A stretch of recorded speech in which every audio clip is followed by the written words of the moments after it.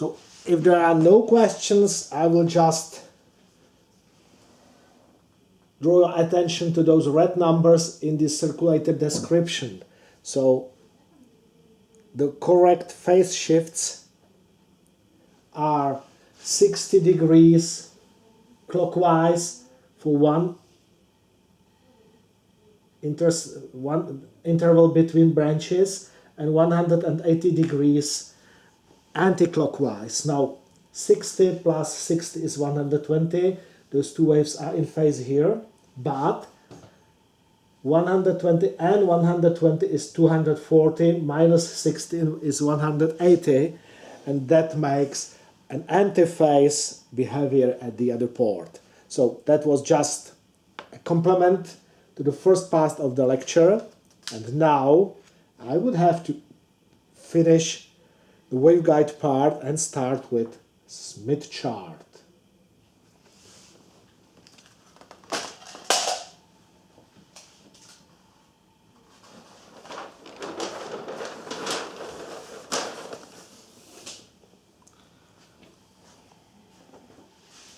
So the first set of lines you have in the picture are those red ones. So I will start with the impedance part of the chart.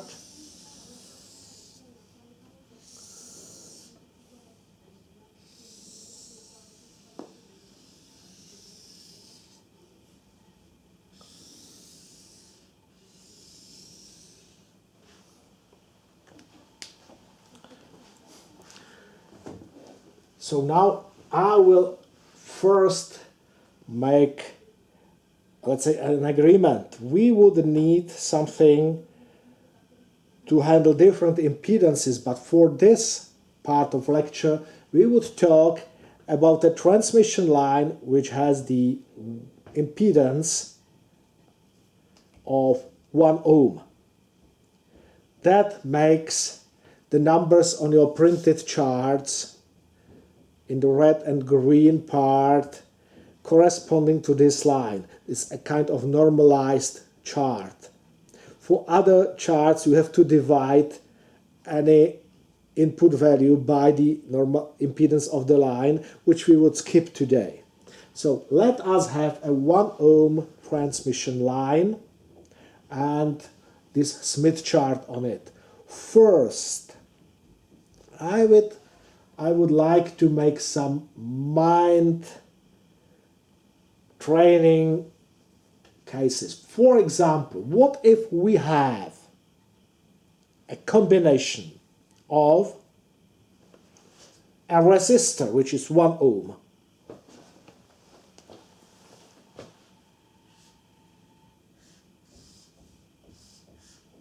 and a capacitor,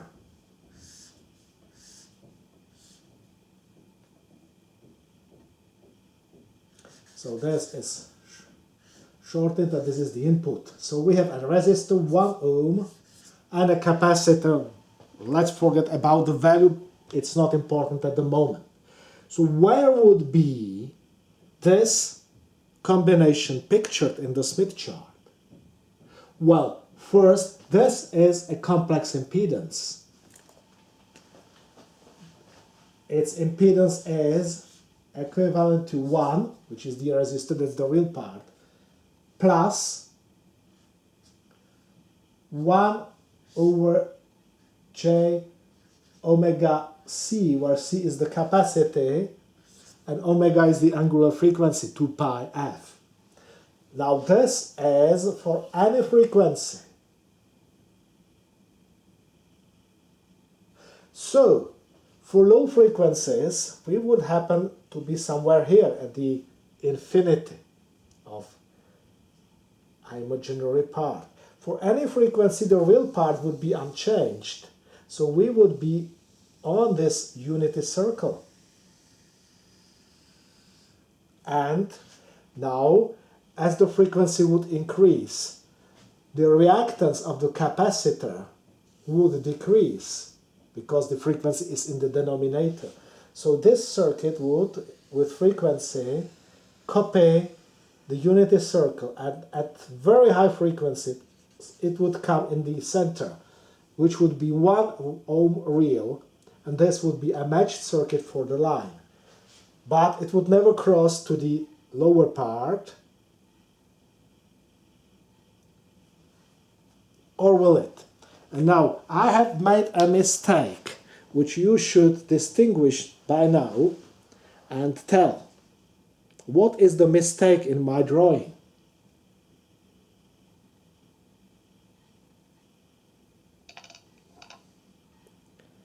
It's a big mistake. Is it about that half circle? Circle, I mean. Well, it is about that half circle because I have chosen the wrong half circle. This Yes, chart, like this is capacitor. it should be down. Opposite.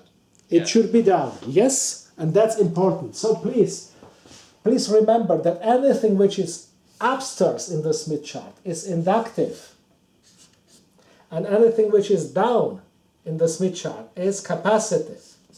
So our circle does not belong to this circuit. It belongs to a circuit where we have a resistor and an inductor. Just it would start here and go to the infinity. So this is the circle for this part.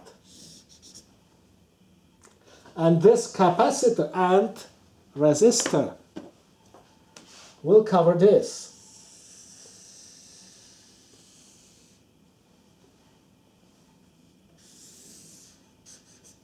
Now isn't this strange? I mean, we have one half of a circle covered by a circuit, then there is another half of a circle covered by the different circuit. Would there be a circuit that would cover the whole circle? Any idea?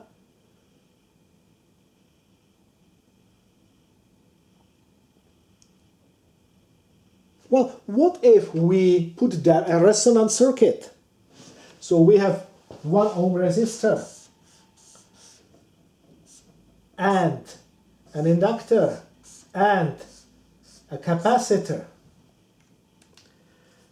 Those two reactances, 1 over J omega C and J omega L, are of different sign, of opposite sign. So they compensate for each other, and there is a special situation called resonance where this is equivalent to this just with the opposite sign. So the magnitudes are the same as that subtracts. This part has a zero impedance and there is only a real impedance. So this is that circuit in a resonance. Now we have one circuit at zero frequency. The circuit is cut by the capacitor and it's in infinity at the chart. With increasing frequency, the circuit sweeps around the circle. At resonance, it's here. And it becomes inductive. And at high frequencies, the inductor cuts the circuit into open circuit. Now, the first point, please note that within the Smith chart, most situations evolve with frequency clockwise. This is the situation, clockwise. Second, we have seen how a resonance circuit behaves. There is a compensation of reactance. We can say that the capacitive reactance compensates for the inductive reactance, or we can say that the inductive reactance compensates for the capacitive reactance. Anyway, there happens a compensation and we have got zero imaginary part of the impedance and a resonance. So this was the circuit that behaved in the Smith chart. We could also tell that for series connection we add impedances, and therefore we can use the red line system. Now let's tell the same story within the green coordinate systems for a parallel circuit. We have again a 1 ohm resistor, which is connected in parallel to a capacitor. Now, we have already noticed that we will not repeat the previous mistake, so we know that this combination is capacitive in nature. It must be in the lower part of the Smith chart. We have a unity circle for a unity admittance, real part. So now we know that in parallel we add admittances, and that at high frequencies the capacitor would be a short.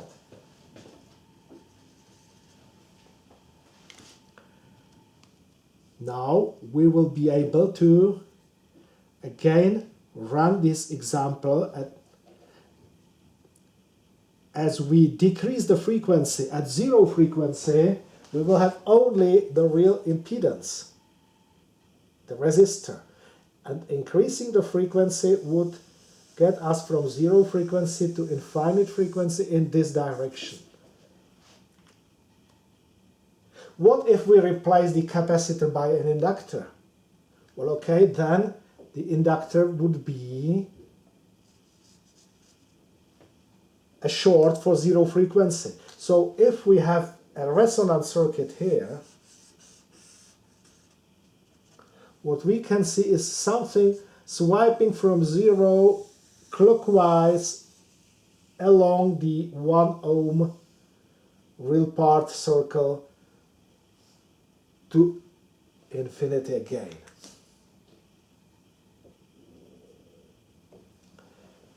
Now we have seen a parallel resonance circuit that behaves quite like the series one, just we have to change the coordinate system from red to green, from impedance to admittance. Those two circuits are somehow complementary. Now if I have had a resistor of 2 ohms, you can easily find the same lines in the Smith chart. So for a 2 ohm resistor, the series combination would run around this circle, and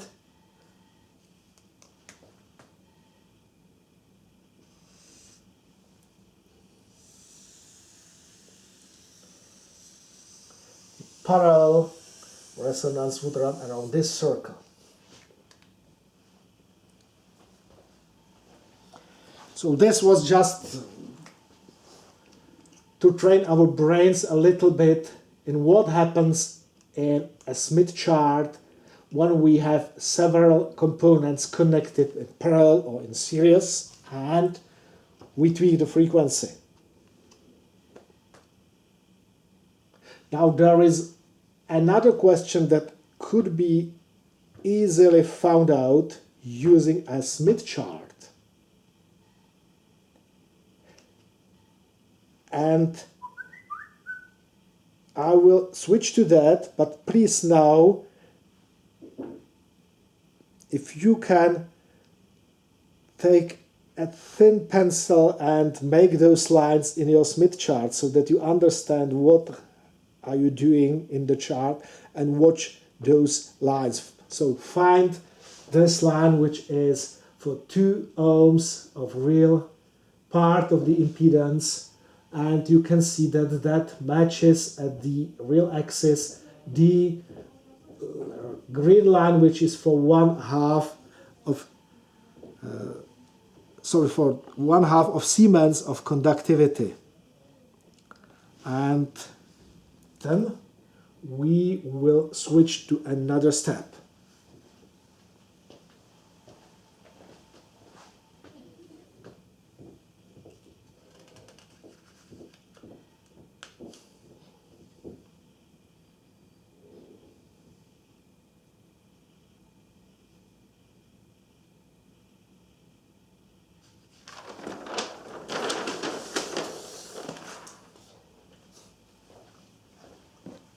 Okay, we have again a Smith chart.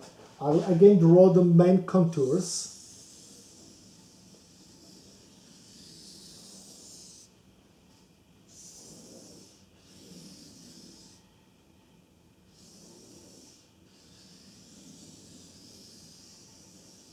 Of the impedance Smith chart. And now let us again stick to a 1 ohm transmission line. And we have a funny question. We have a 1 ohm transmission line which is loaded by a 2 ohm resistor. So a resistor has zero imaginary part and it must then belong to the line with the real part of 2, so the resistor is here.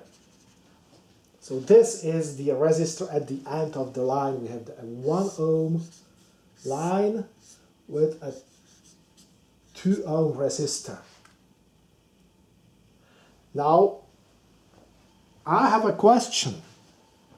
How does this resistor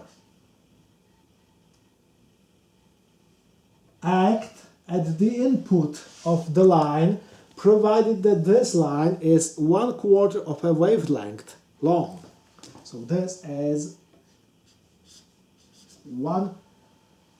quarter of a wavelength, lambda divided by 4. So 1/4 of a wavelength. Now to get this, we switch to the coordinate system that is not printed on your Smith chart because it's rather simple and it would be rather complicated. But we know that there is a coordinate system of the reflection coefficient. This is zero reflection coefficient, this is unity, this is -1, this is j, this is -j, and this system has a set of concentric circles which are equidistantly spaced. So for example, the reflection of 1/2 runs here. I try to make a circle. You can't see it over there, although you can do it with a pair of compasses, or what I do, for example, is that I take a sheet of paper, I get this distance, and I can turn it. Why this system of lines is so important? Well, first, if you have a lossless transmission line and you have a reflection at the end, then there is one wave propagating there and one reflected wave propagating back. Both of those waves are propagating intact. That is, they do not change their magnitude because the line is lossless. And therefore, the reflection magnitude as a ratio between the wave there and the wave back is as to magnitude the same. So you have to travel along the same circle within the reflection coefficient system. So the impedance moves this way along the line, and now what you can see on the outskirts of the Smith chart is a number of wavelengths in Czech počet vlnových délek. Number of wavelengths, this is this, you can see it here.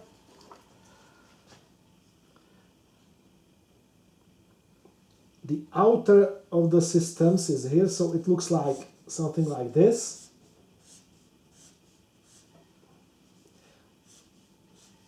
And you will find out that there is quite a fine mesh, fine cut of that value. This starts as 0 here and gets to 0.25. So altogether around, it is 1/2 wavelength. Remember, that's because the wave the difference of the phase, if one wave is traveling there and the other travels back, so you move twice as fast with the phase difference of those two waves along that wave, and everything repeats each half wavelength. So now you would have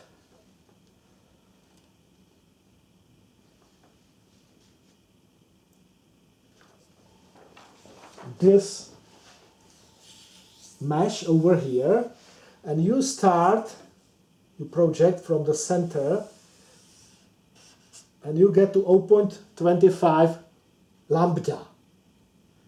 Now you have to calculate what happens with this impedance when moving to the source for 1/4 of wavelength. So you have 0.25 plus 1/4, which is 0.25, so you get to 1/2 of the wavelength. So you get from here to here, you just add it. So if you had just to add 1/8 of the wavelength, you would finish here. But you had to add 1/4 of a wavelength, which is 1/2 of the circle, and you get to this angle. So along that movement, along the line, your impedance would travel on this circle, the same radius from the center, and just after 1/4 of a wavelength would get here. Now what's the value of impedance you will find there?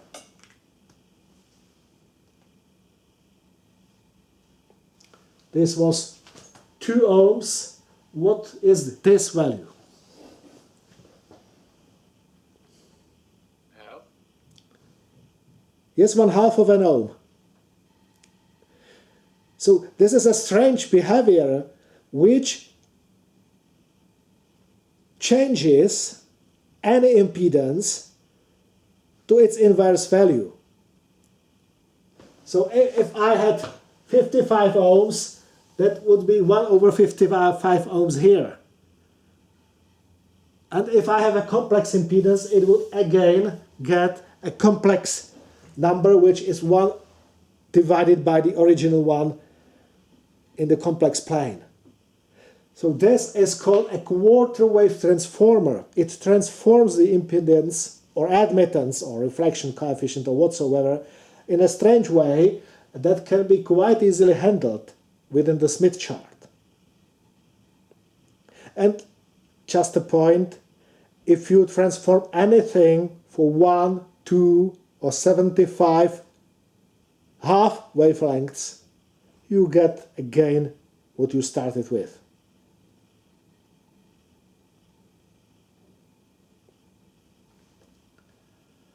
Now, by the way, this trick is quite heavily used in radio frequency and microwave circuits. For example, to build a strange kind of a capacitor or inductor, which is called a stop.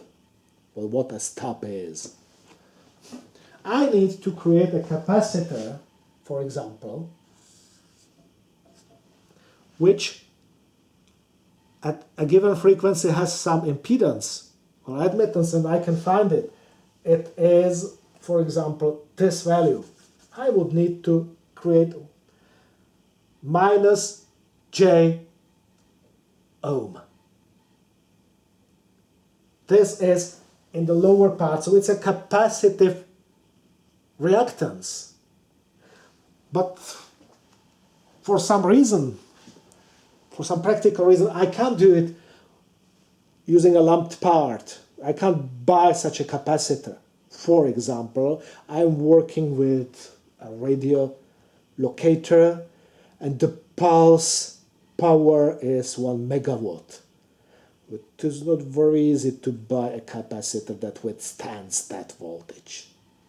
What I can do? Well, okay. I have a transmission line, a 1 ohm transmission line. Okay, so I can get this transmission line, and this is the open end of the line. I just cut, I have 2 wires and I've cut the end. It's an open end. So an open end is here. If I just shift this open end 1/8 of the wavelength, remember this is 1/4, would be 1 divided by 8 of the wavelength, so I will get here. So I will have something which behaves here like a capacitor. At a single frequency, I cannot distinguish whether I have there a capacitor or a transmission line section. With a broader frequency range, however, I would notice a difference. A capacitor would always behave as a capacitor. While if I increase the frequency, that's like if I increase the length compared to the wavelength, I start with some capacity values. I can get to a perfect short, which was just a quarter wavelength from an open end, and then it becomes to behave like an inductor. Now I'm 1/2 wavelength from the open end, and I have again the open end, because transforming anything over a half wavelength would result in anything. I mean the same anything as at the beginning. And now then this is also again a capacitor, again an inductor, and it repeats and repeats. But what I wanted to show you is that the Smith chart could be used to transform impedances over a line section. Now this has all been a preparation for a chapter which is impedance matching. I will now make a very short break just to bring a new paper, because this is over. So in a minute we continue with the new paper on impedance matching.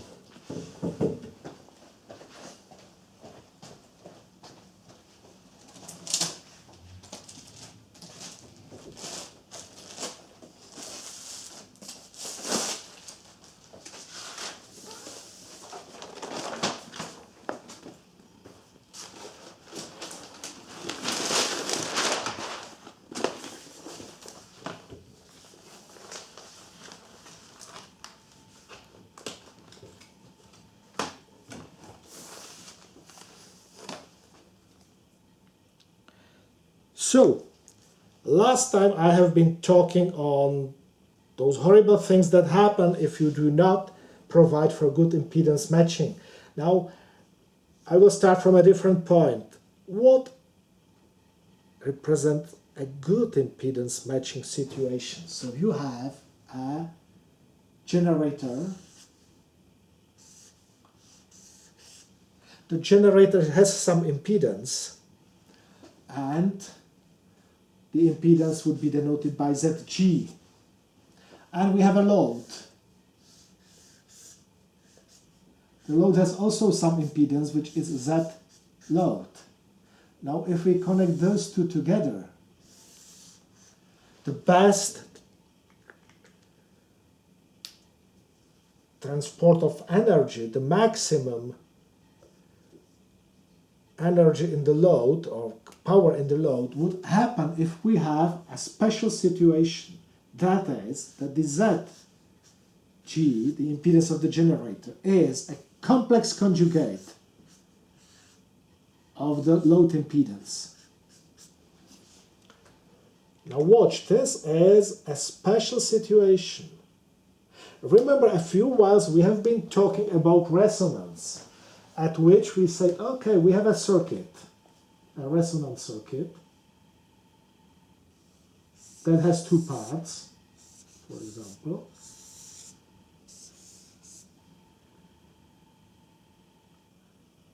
Let's call them Z1 and Z2. Now, what is the situation of resonance here? Well, that was quite simple. I thought at a certain frequency, the imaginary part of the impedance or admittance vanishes. That is, for resonance, we need that the imaginary part of the first impedance is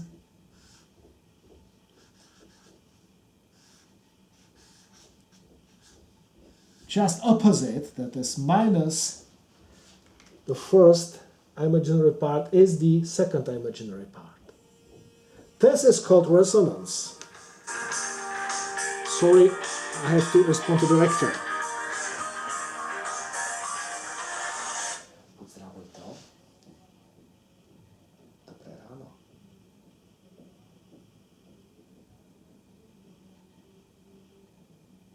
Prosím tě, myslím, že ještě furt jsme z čirku nedostali. Já teď přednáším, ale hned jak skončím, tak to ještě ověřím. Myslím, že tu čirkovou furt nemáme.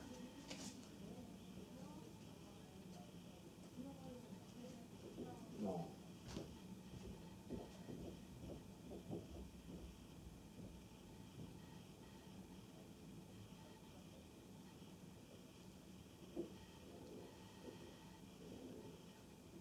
Ano.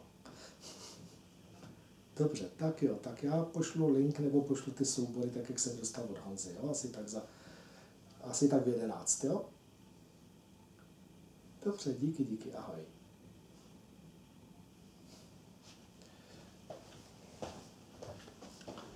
So sorry for disruption, back to resonance. We have this condition, but just watch. This condition is contained in the matching condition, but on top of that, we ask that a real part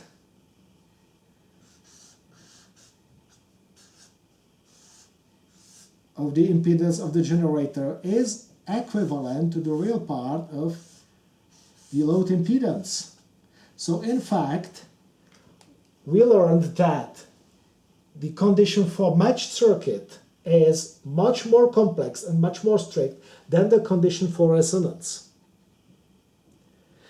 If I should show that in a Smith chart, in fact, while all resonance circuits do have balanced imaginary and real parts, so this is the picture of any resonance circuit.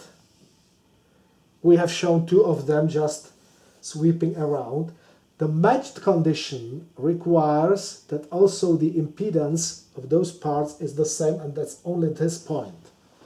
So that is the problem of resonance and impedance matching. Impedance matching is much more strict.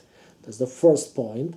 And second point, unless you match purely real impedances on very short transmission lines, so unless there is absolutely no reactance anywhere, in all other cases an impedance matching in fact has a resonant character because it has the resonance condition inside. So now you need to fulfill two conditions. The imaginary part should be opposite, the real part should be identical, and you should do that, if possible, with a lossless circuit. I mean, impedance matching providing no reflection but also no transmission with very high attenuation is of course also an impedance matching, but it's not of much use. So we would need to make the impedance matching somehow. Now let us consider the question how to do that in a case of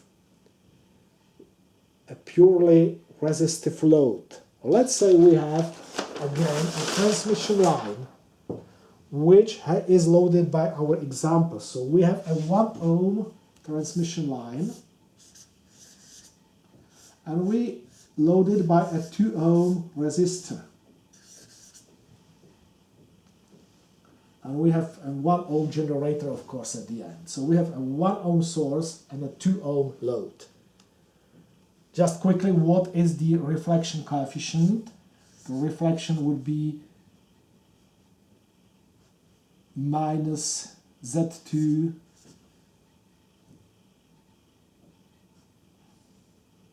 Z2 minus Z1 over Z2 plus Z1, which is 1/3.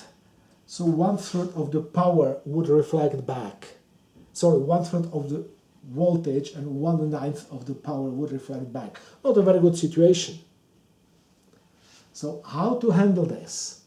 Well, the first idea you might possibly get is, okay, I would insert here another 1 ohm resistor. Now, if I cut the circuit, at this part I see 2 ohms, at that part I see 1 ohm plus 1 ohm of the line, which is 2 ohms, and the situation is fine. Well, yes and no. First, you would lose power in this 1 ohm resistor. Second, what if I cut the circuit here? Now I look there, I see 3 ohms. I look there, I see 1 ohm. This is not impedance matching.